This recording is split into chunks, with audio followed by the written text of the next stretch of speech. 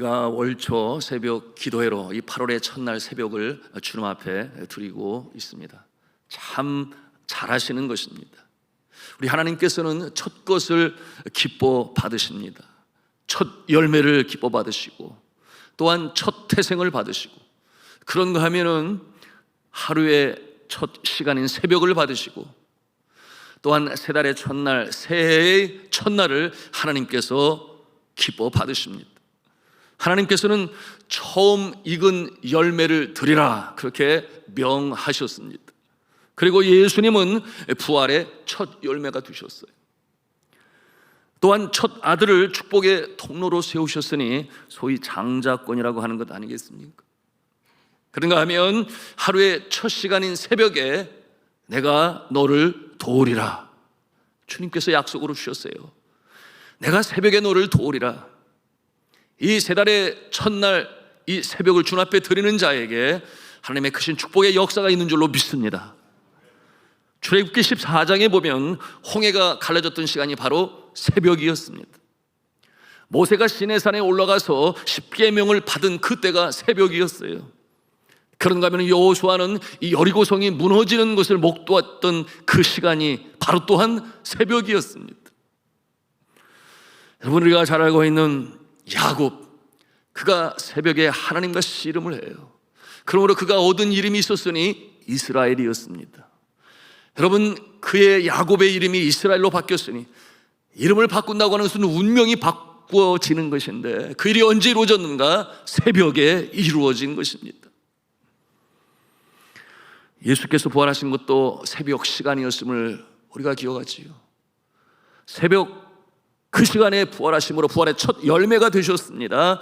그리고 예수를 끝까지 존경하는 마음으로 예를 갖추기 위해 향유를 준비한 막달라 마리아는 예수 그리스도를 만나는 첫 사람이 되는데, 그때가 또한 새벽이었던 것입니다. 여러분, 예수 그리스도께서 이 새벽의 중요성을 아시기 때문에 그가 새벽에 기도하셨음을 우리는 잘 알죠. 마가복음 1장 35절에 이 모습을 보여주고 있는데, 우리 같이 한번 한 음성으로 하겠습니다. 시작. 새벽 아직도 밝기 전에 예수께서 일어나 나가 한적한 곳으로 가사 거기서 기도하시더니. 아멘이죠. 여러분, 이 새벽의 중요성을 잘 알고 있었던 다윗은 시편 57편에 뭐라고 외쳤는가? 내가 새벽을 깨우리로다. 내가 새벽을 깨우리로다. 새벽에 역사하시는 하나님을 믿었던 그에게 놀라운 역사들이 새벽에 나타났습니다.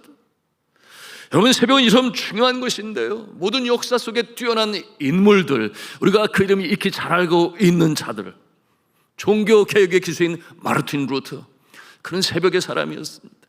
그런가 하면 탁월한 신학자인 존 켈빈, 새벽의 사람이었어요. 그런가 하면 위대한 전도자였던 존 웨슬레, 그런 새벽을 놓치지 아니했습니다. 그런가 하면 중국 선교에 있어서 믿음 선교의 이 주창자로 살아갔던 허드슨 테일러 선교사님은 새벽을 깨워 주님 앞에 기도했습니다.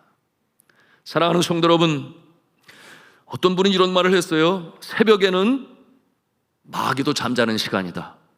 왜 이런 말을 했겠습니까? 여러분, 세상에 믿지 아니하는 사람들은 밤새도록 부어라 마셔라 그렇게 난리를 피우고 시끄럽게 하지만, 그러나 자정이 지나가고 새벽이 다가올수록 아주 죽음처럼 적막해집니다. 왜 그렇겠어요? 골아 떨어지니까. 그러므로 이 세상은, 마귀는 이 새벽을 차지할 수 없다. 새벽은 하나님께서 역사하는 시간이요, 오늘도 이 8월의 첫날 새벽을 주님 앞에 드리는 자에게 하나님께서 위로부터 신령한 은혜를 내리시는 줄로 믿으시기를 바랍니다. 우리 모두는 오늘 8월의 첫날 이 첫 시간을 주님 앞에 드리기 위해서 이렇게 모였습니다. 우리 좌우에 계신 분에게 서로 격려하고 축복했으면 좋겠습니다. 이 한 달도 승리하셨습니다. 이 한 달도 승리하셨습니다. 예, 우리가 믿음을 선포하고 이제 새 달을 열어가겠습니다. 자, 여러분, 이 8월이면 모든 이 식물들은 열매를 맺어요. 여러분, 무성한 이파리 속을 한번 가만히 열고 살펴보십시오. 자그마한 열매들이 달려있는 모습을 우리가 볼 수 있습니다. 이와 같은 모습은 밭에서도 논에서도 마찬가지예요. 아직 연글제는 아니었지만 이미 열매가 맺혀져 있음을 우리가 볼 수 있습니다. 그러므로 8월이 가장 왕성이 자라날 때예요. 여러분, 농부들은 8월이 되면 이미 가늠할 수 있어요. 무엇을 가늠할 수 있습니까? 올가을에는 풍년이 될 거야. 올가을에는 풍년이 될 수 없을 것 같은데 이와 같은 것을 미리 가늠할 수 있습니다.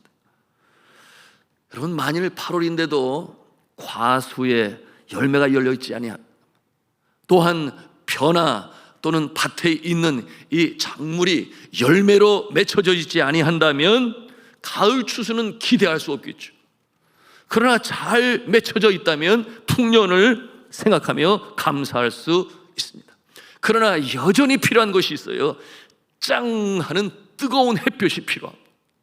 물론 닥쳐오는 태풍은 피해야 하겠지요. 여러분, 하나님께서 뜨거운 햇볕으로 주시고 또한 적당한 바람으로 불어주시니 마침내 풍작을 이루고 풍년을 이루어 하나님의 영광이 나타나는 것입니다. 하나님의 손길이 아주 필요하죠. 자, 그렇다면 우리의 심령 가운데 질문해 볼 수 있어야 하겠습니다. 내 심령의 나무에는 열매가 자라나고 있는가? 내 심령의 나무에는 열매가 보여지고 있는가? 좋은 열매로 튼실히 자라나고 있는가? 우리 각자 자신의 모습을 돌아볼 수 있어야 하겠습니다. 만일 열매가 없고 잎사귀만 무성하다면 이건 큰 문제 아니겠습니까? 추수의 계절, 영적인 이 가을이 반갑지 않겠지요. 여러분은 그러지 않기를 바랍니다. 그렇다면 우리가 어떻게 튼실한 열매, 심령의 열매를 거둘 수 있을까요? 오늘 성경 본문을 통해서 예수 그리스도께서는 이 심령의 열매를 거둠에 있어서 실제로 이 농사의 모습을 비유로 말씀해 주고 계십니다. 15장 1절 말씀 읽었는데 다시 한번 읽기를 원합니다. 같이 읽습니다. 시작. 나는 참 포도나무요 내 아버지는 농부라. 자, 그런데 2절 말씀이 아주 중요합니다. 우리 2절 말씀 다 같이 한 음성으로 읽습니다. 시작. 무릇 내게 붙어 있어 열매를 맺지 아니하는 가지는 아버지께서 그것을 제거해 버리시고 무릇 열매를 맺는 가지는 더 열매를 맺게 하려 하여 그것을 깨끗하게 하시느니라. 아멘. 여기서 우리는 질문할 수 있어야 하겠어요. 나는 열매 맺는 나무인가? 아니면 나는 열매 맺지 못하는 나무인가? 여러분은 어떻게 생각하십니까? 가을이 와봐야만 알 수 있겠습니까? 그렇다면 이미 늦은 것이에요. 우리는 지금 나는 열매 맺는 나무인가 가지인가 하는 것을 볼 수 있어야 하겠습니다. 여러분, 이와 같은 모습을 우리가 믿음으로 확인할 수 있는 것이에요. 열매 맺는 가지는 어떤 가지인가? 여러분, 그 조건이 아주 명료합니다. 오늘 말씀을 통해서 우리가 보는 것인데, 여러분, 열매 맺는 나무 가지는 어떠한 모습인가? 참 포도나무인 예수 그리스도께 붙어 있으면 되는 것입니다. 그것이 바로 가장 중요한 조건이에요. 예수 그리스도에 붙어 있으면 나는 열매 맺는 가지가 분명하다, 우리가 알 수 있는 것입니다. 여러분은 예수 그리스도를 구세주로 믿습니까? 나의 삶의 주인으로 예수 그리스도를 영접하셨습니까?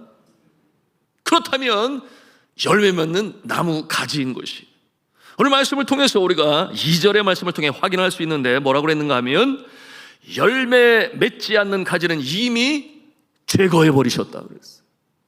열매 맺지 아니하는 가지는 이미 제거해 버리셨다. 이게 무슨 말씀이에요? 가짜는 제거되었다. 오늘 말씀의 성경적 배경으로 살펴보면 그 모습은 어떠한 모습인가? 바리새인들이었어요. 서기관들이었어요. 그들은 사랑의 열매가 없었습니다. 실천이 없었습니다. 왜 그렇겠어요? 그들은 예수 그리스도를 구세주로 영접하지 않았기 때문에. 그러므로 그들은 참 포도나무는 예수 그리스도의 가지로 붙어있지 않았기 때문에 그들은 열매를 맺을 수가 없었습니다. 그저 외식적이고 가식적이고 형식적이고 얼마나 많은 조항을 만들어 그것을 자신들도 지키지 못하는데 지키지 못하는 자들을 정죄하고 추방하고, 그들이 왜 가지를 맺지 못하였는가? 예수 그리스도를 영접하지 않았기 때문에, 하나님의 아들로 믿지 않았기 때문에 그와 같은 모습은 가지로 나무에 붙어 있지 않은 모습이 되었던 것입니다. 여러분, 우리에게 큰 교훈이 되지요. 우리의 삶에, 우리의 영혼에 열매 맺기 위하여 이미 하나님께서는 만세전에 우리를 택하셨는 줄로 믿으시길 바랍니다. 성경을 통하여 주시는 말씀이에요. 하나님께서 택하신 자, 그러므로 때가 되어 누구의 전도를 통해서든지 부모님의 모태신앙을 통해서든지 여하튼 우리가 예수 그리스도를 영접하게 하신 것이 하나님의 은혜인 줄로 믿으시길 바랍니다. 너무나 중요한 것이에요. 그러므로 오늘 말씀에 3절에 있는 말씀인데 뭐라고 그랬어요? 우리 3절 말씀을 같이 읽습니다. 시작. 너희는 내가 일러준 말로 이미 깨끗하여졌으니, 너희는 이미 구원을 받았으니 깨끗하여졌다. 깨끗하여졌다. 의인이라 말할 수 있겠어요. 그러므로 예수 그리스도의 보혈로 말미암아 의롭다 칭함을 받게 되었으니 이와 같은 모습을 칭의 구원이라. 칭의 구원을 받았다. 의롭다 인정함을 받았으니 깨끗하여졌어요. 바로 구원받은 자의 모습을 이렇게 설명하는 것입니다. 그런데 중요한 것은 무엇이에요? 붙어 있는 것이에요. 아주 꼭 붙어 있어야 하는 것입니다. 친밀한 관계로 살아가야 하는 것인데, 여러분, 이와 같은 모습을 다른 신학적 용어로 뭐라고 말하는가? 성화라고 그래요. sanctification이라고 표현하는, 또는 성화 구원이다, 그렇게 또 표현을 합니다. 여러분, 이 성화가 무엇인가? 오늘 말씀을 통해서도 우리가 보는 것입니다. 말씀에 보니 15장 2절에 열매 맺는 가지는, 이렇게 말씀하시면서, 열매 맺는 가지는 어떤 가지예요? 이미 구원받은 자들, 의롭다 인정함을 받은 자들, 예수 그리스도의 보혈로. 그런데 그것으로 끝나지 아니하고 이어지는 말씀이 뭐가 있습니까? 더 열매를 맺게 하시기 위하여 어떻게 하신다고 그랬어요? 그것을 깨끗게 하시느니라. 굉장히 중요한, 우리가 알아야 할 이 구원의 원리가 되는 것입니다. 열매 맺는 가지의 모습으로 구원을 받았어요. 의롭다 칭함을 받아 칭의 구원을 이루었습니다. 그럼에도 불구하고 더 많은 열매를 맺는 삶은 예수 그리스도 안에 풍성한 삶으로 사는 것이니, 도적이 온 곳은 도적질하고 죽이고 멸망시키려고 하는 것뿐이지만, 그러나 내가 온 곳은 양으로 하여금 생명을 얻게 하고, 그 다음에 뭐라고 그랬어요? 더 풍성히 얻게 하려는 것이라, 그렇게 말씀하고 계십니다. 여러분이 칭의와 성화의 관계를 우리가 잘 알아야 하겠습니다. 여러분, 이 칭의 구원은 단번에 이루어지지, 내가 예수 그리스도를 믿을 때에 이루어지는 것이 칭의 구원이에요. 반면에 성화 구원은 날마다 이루어져 갑니다. 시간이 걸려요.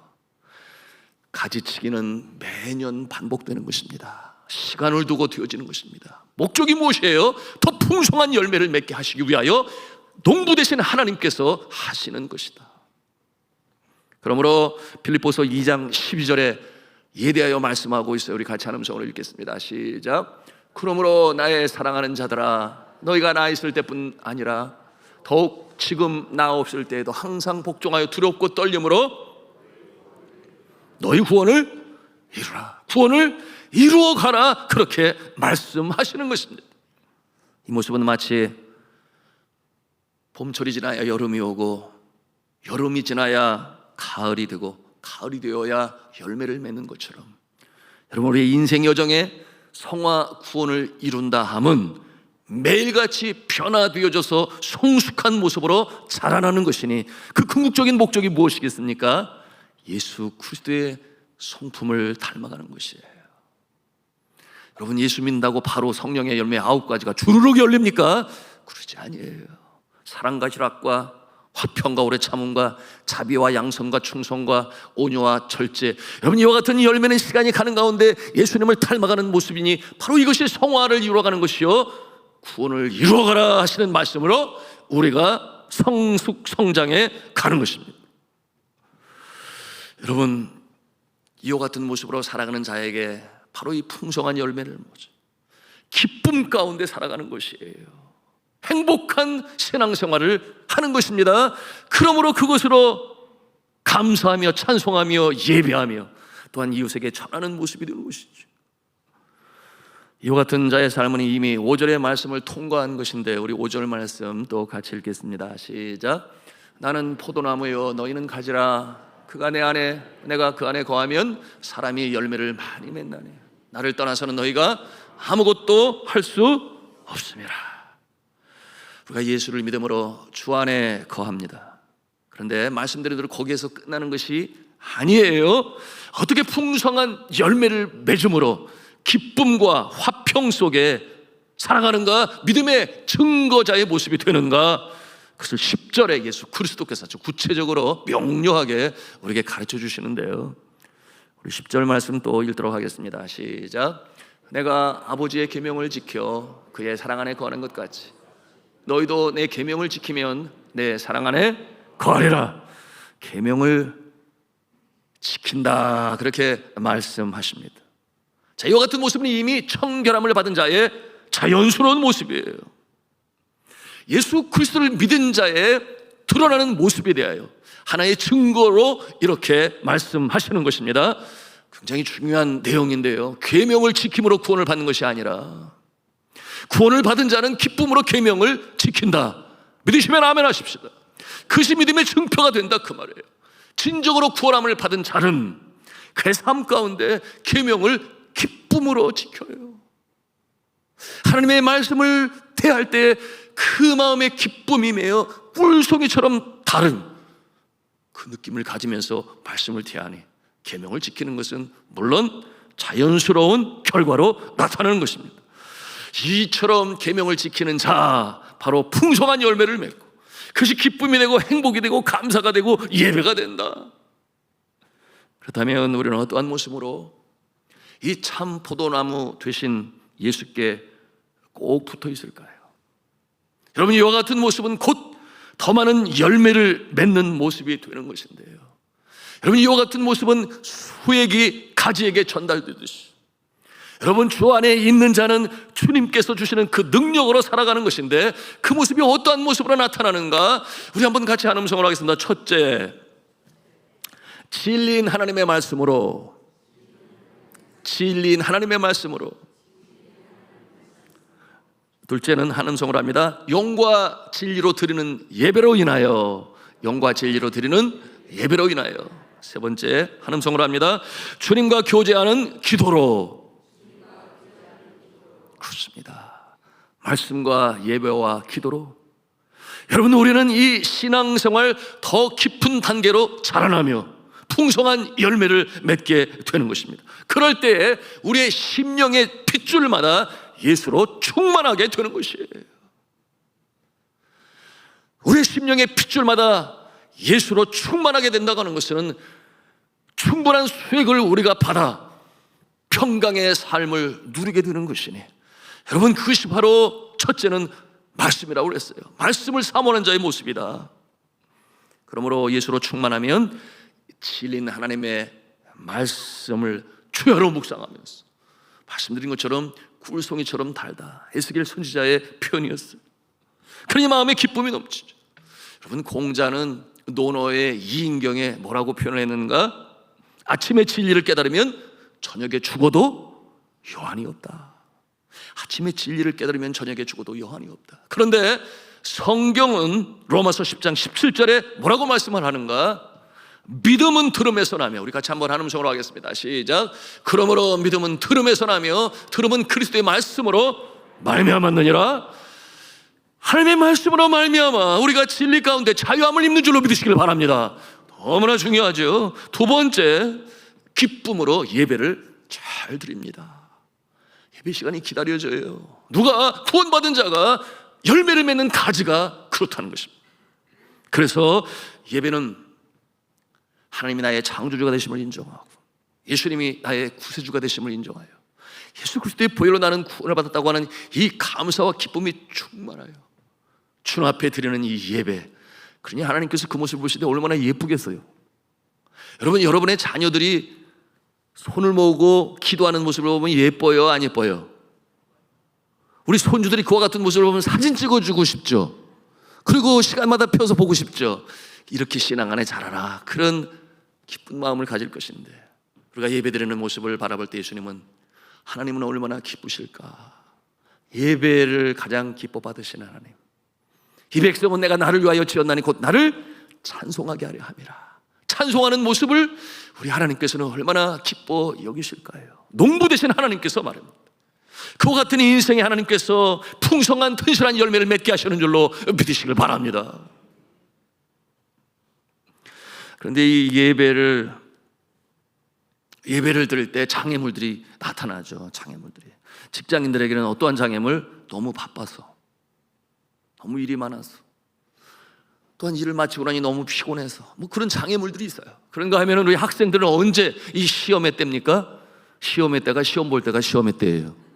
에? 시험이 닥쳐오면 마음이 불안해서 주님이 가장 기뻐하시고 예배 드릴 때 위로부터 주시는 지혜가 있는데 내가 더 노력하면 더 점수가 나올 거야. 아니요, 그렇지 아니에요. 여러분, 예배의 성공자가 되시기를 바랍니다. 시험 가운데서도 한번 예배를 드려보세요. 그 예배를 지키는 드리는 그 모습을 보시면서 하나님께서 더 풍성한 수액으로 우리에게 공급하시는 줄로 믿으시기를 바랍니다. 그런가 하면은 주님과 교제하는 기도가 깊어진다 그랬어요. 여러분, 기도는 하나님과 우리의 사이를 연결하는 끈입니다. 기도는 하나님과 우리의 사이의 간격을 메우는 다리예요. 기도는 우리가 무거운 짐을 지고 견디다 못해 쓰러질 때 지탱케 하는 힘이며 다시금 일어나게 하시는 능력이 되는 줄로 믿으시기를 바랍니다. 기도는 하늘의 능력이 이 땅에 임하는 통로가 되는 것입니다. 그러므로 말씀과 예배와 기도, 바로 참 포도나무이신 예수 그리스도로 말미암아 수액을 우리가 받게 되는 통로요, 바로 이와 같은 모습을 통해 우리는 예수로 충만하게 되는 것입니다. 여러분, 예수로 충만한 이 한 달 되시기를 주님의 이름으로 축복합니다. 예수로 충만할 때 오늘 약속의 말씀처럼 우리는 풍성한 열매를 맺고 그 열매로 말미암아 하나님께 영광이 되며 우리에게는 기쁨이 되고 보람이 되며 많은 사람들에게 선한 영향력을 미치게 되는 것이니, 여러분, 이 8월 한 달 이 첫 시간을 주님 앞에 드렸으므로 매일매일이 주님께 꼭 붙어 있음으로 말미암아 예수로 충만한 인생, 우리의 심령 가운데 수액이 차고도 넘치는 내장이 넘치나이다 축복의 역사를 승리하시는 이번 8월 달이 되셔서 더 많은 감사와 찬송을 주님께 올리는 저와 여러분 되시기를 주님의 이름으로 축원합니다.